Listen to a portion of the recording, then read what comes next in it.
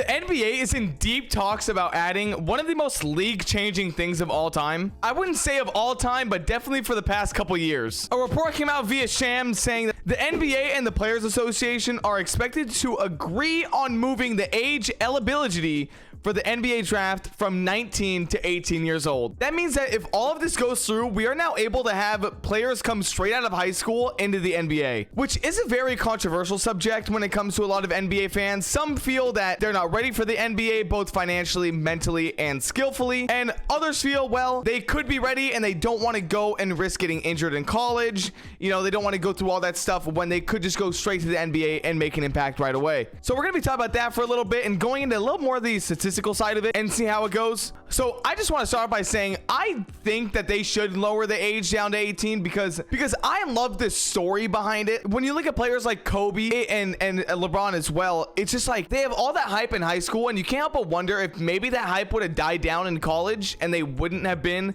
as good. And now you have the G League as well. I just feel like there's a lot of players who don't want to take that extra step. They want to just go straight to the league and start their dream run away and not wait an extra year. So I'm going to go through a couple of the NBA players who did come straight out of high school and list off some of their names. We have Kevin Garnett, Kobe Bryant, Jermaine O'Neal, Tracy McGrady, all probably some of the best high school players to go straight to the NBA. But then you also have players like Jonathan Bender, Leon Smith, Darius Miles, Usame Sisi, Ricky Sanchez. You know, a lot of players who never really did anything. You know, they never really had that huge impact. They never made an all-star team, never made anything like that. So also Kendrick Perkins never really did much in the NBA. I'm just kidding. We all know Kendrick. I mean, are we serious right now? And the craziest part to me is out of the 41 players who went straight out of high school into the NBA for the short period of time that you were able to do that, 10 of those players made an all-star game. At least one all-star game. 10 of those 41 players made it, and it looks like we might have, I think, 4, maybe 5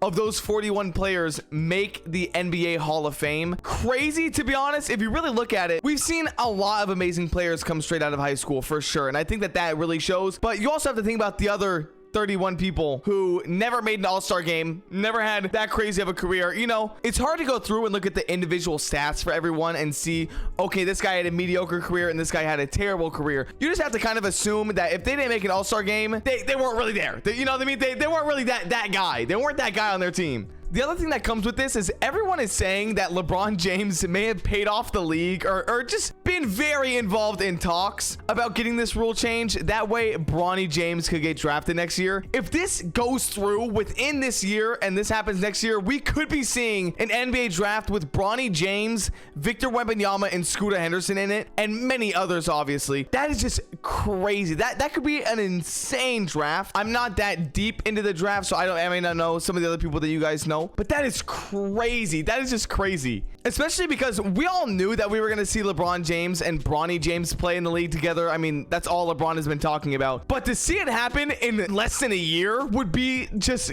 wild. Like, I can't even imagine that. One of the other main things I think should be talked about is when you do have a player that goes straight out of high school, to make sure that the NBA has them covered when it comes to finances and education, because I know one of the main things that a lot of people think is they're not getting the proper education because they're skipping college, which is debatable in the first place, but we don't have to talk about that. But I think as long as the NBA covers their college education, if they decide to go back and do college, and if the NBA also has like some sort of financial advisor to cover and help with the money, because if you give an 18-year-old millions of dollars on a rookie contract, hey, that could be gone by the time they have to renew. You know what I mean? So I think as long as the NBA has that sort of stuff covered, there really isn't much to worry about. And I feel like those are kind of the main arguments when it comes to people who don't think that high schoolers should be able to go to the NBA. So like I said, as long as the NBA has that covered, I think they're good. The other thing as well is you may have players who want to go to the NBA straight out of high school, but obviously right now they're not able to. So they go to college or they go to the G League.